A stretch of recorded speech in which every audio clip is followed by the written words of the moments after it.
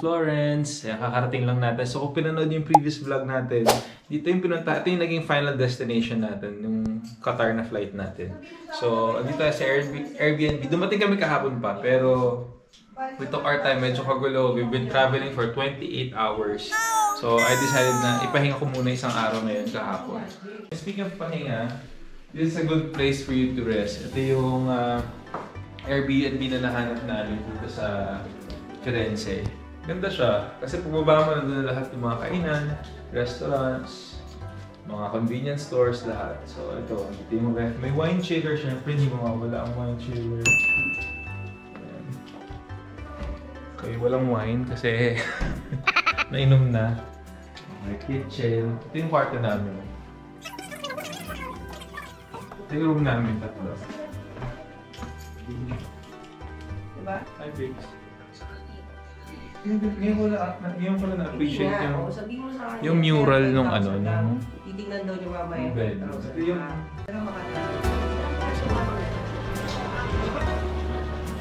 Yan, so let's explore. Uy, pakita ka. Let's explore Firenze. Ito yung elevator namin. Pag gabi, sobrang nakakatakot sa gabi.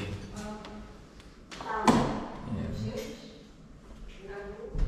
Tapos kailangan siyang susian para bumaba.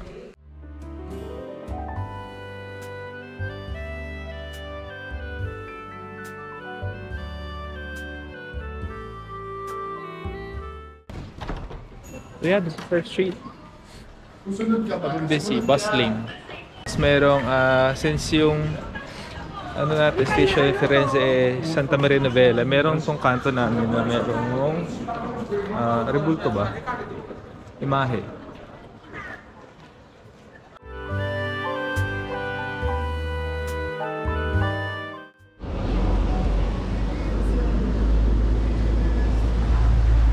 So, kalala rin sa Florence yung Florentine steak. Okay siya. So, malalaking serving na steak.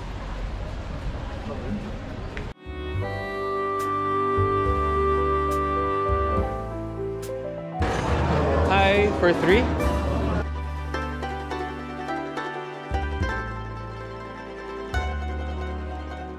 So, if you're looking for good pasta, punta kayo sa Il Cafe del Botteglione. Nasaan na yun? Tagal na pala niya dito. Tsaka ang ganda dito, katabing-katabi lang siya ng Domo, ng cathedral.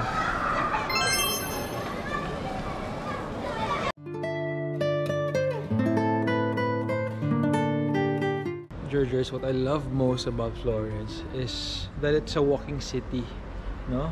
Ang sarap lakarin. Hindi man even lahat ng lakaran mo, pero dito papantay lakad ko kasi tabingin na ako maglakad eh. So pag naglakad yung tabingin maglakad, sa tabingin daanan, tutuwid yun. No, but seriously speaking, masarap maglakad-lakad dito. Lalo sa ganitong weather. Oopsie. Alam nyo, hindi ko lang ba't ngayon lang namin napuntahan to. Sobrang hilig ko sa mga sculptures. And sobrang ganda dito. Kasi apakadaming historic na statues dito sa Florence na ngayon ko lang nakita.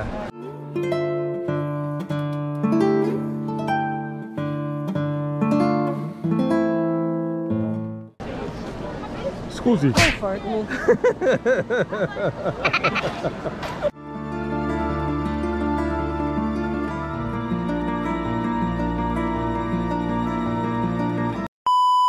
Vicky, ang daming ducks. Ang daming ducks, Vicky, oh. Hey, oh my God. Ang daming ducks. Gusto ko ng ducks. Ano yan? Gusto ko ng ducks. Ayan, oh, ducks, oh. Ducks ba siya? Ducks, oh. Oo, may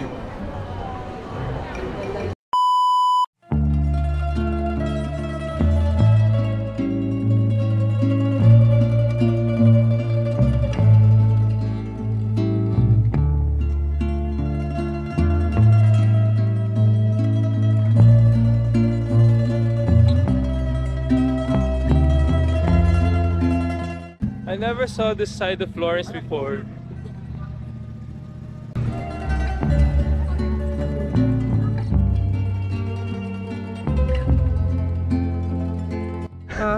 Kami ba? Kami ba? Hindi na sila. Hindi na sila. Hindi na sira. Kami ba? Hindi na sila. 2 years ago pa. Buonasera.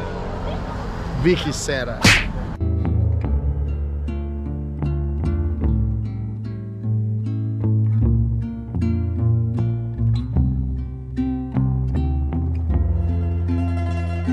Kaya Cantucci.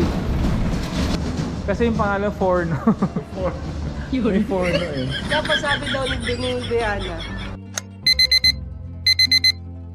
Day 2. Kasimangot.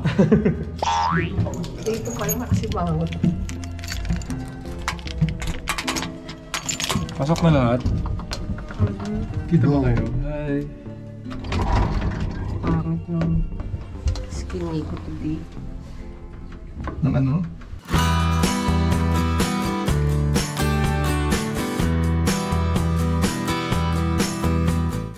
Hi. Having lunch. Maganda ka dyan. Ako din lang. Ayo. Let's eat. How do you say let's eat in Italian? Let's Mangiare. eat. Mangiare. Mangiare. Mangiare. Hi. Joan La Mangiare. Yeah. Ano ba naman Jare? Jeremy. Jeremy.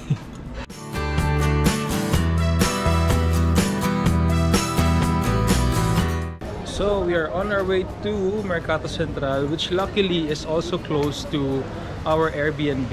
Okay, so I'll tell you guys something. The reason why we're in Florence, we're in Italy in general, is because we're preparing for a special occasion that will happen in October.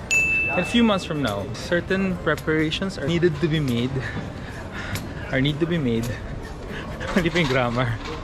Para sa darating na okasyon na to. So, yeah, ito na tayo sa Mercato Central.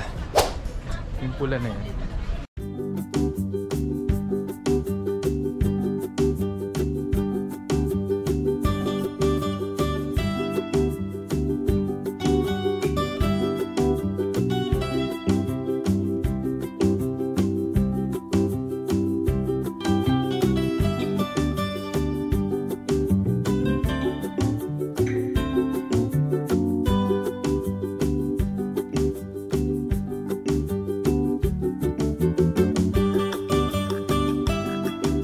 Ito, okay to. Biscotti.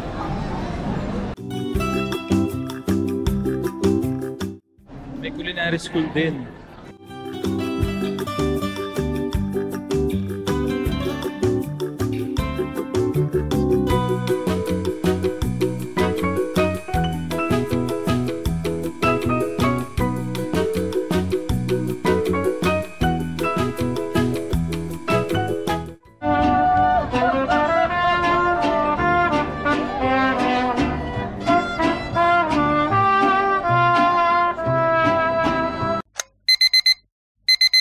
It is day 3 here in Florence and we're leaving early. We're heading to one of the nearby city ba? Location na lang. Here in Florence, a destination location. Ayan. So, vineyard siya, vineyard. So, medyo may clue na kayo doon. Abangan nyo kung saan. Okay.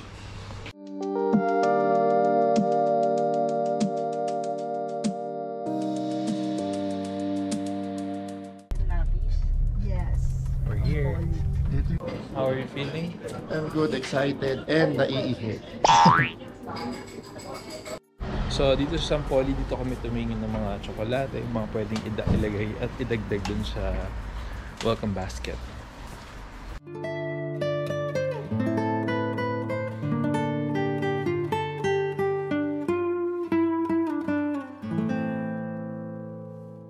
So magta-taste test kami, titingin kami ng mga pwedeng ilagay sa Welcome kit. basket. Basket.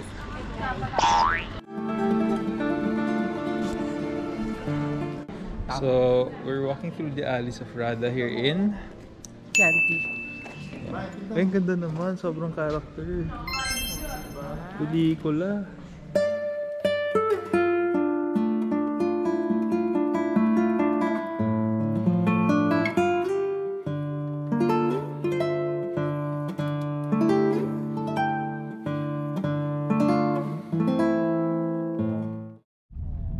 we're here. Borgo Castelvecchi. Diyan.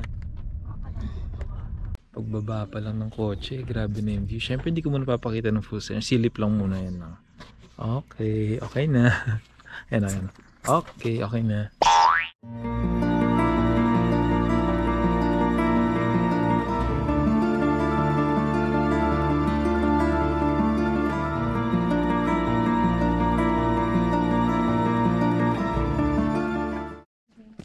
So, ang perfect ng lugar. The weather, the scenic landscape, para kang naglalakad through a living painting or living postcard.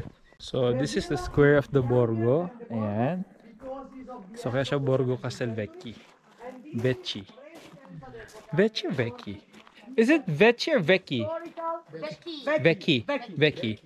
If you want to have the pool party, so drinks can be served directly at the pool. So we just learned na 17th century pa tong villa na to, tong Borgo Castelvecchi. And wala, nasa buhok ko kasi na-distract ako dito sa gulong na to. Oo nga, na-realize ko, oo nga, shit, medieval times nga to.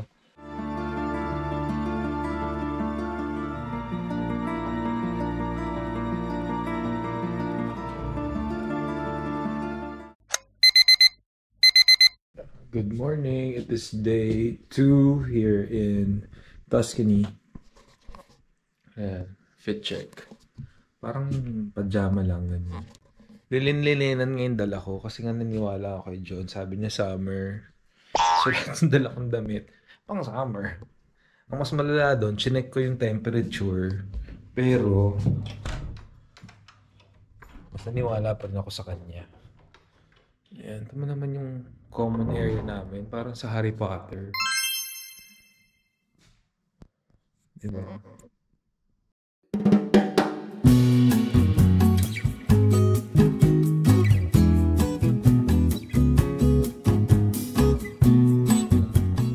So, we're touring Castelvecchi with Fabio. So, inayos namin kung saan maganda mag-set up ng mga So I just really lights and sounds and everything else. There's no way you can So, we're discussing the food now. So the pool side is used for what kind?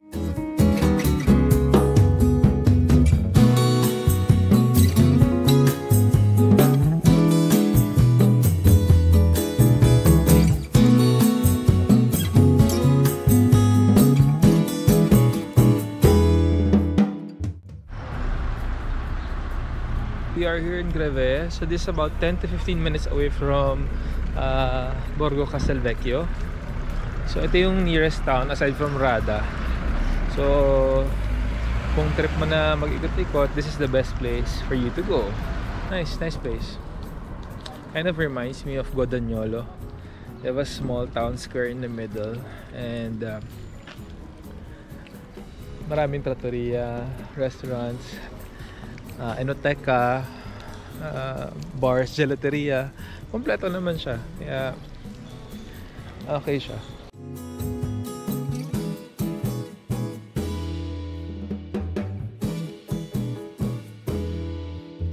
So we are back in Castelvecchi and hinintay namin itong moment na to para makita namin yung itsura ng gitna at night, no?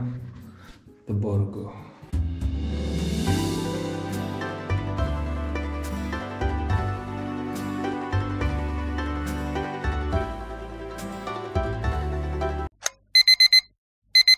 Buongiorno. So, today's day... kalimutan ko na kung anong day. Pumunta tayo ngayon sa cellar. Meet natin si Max.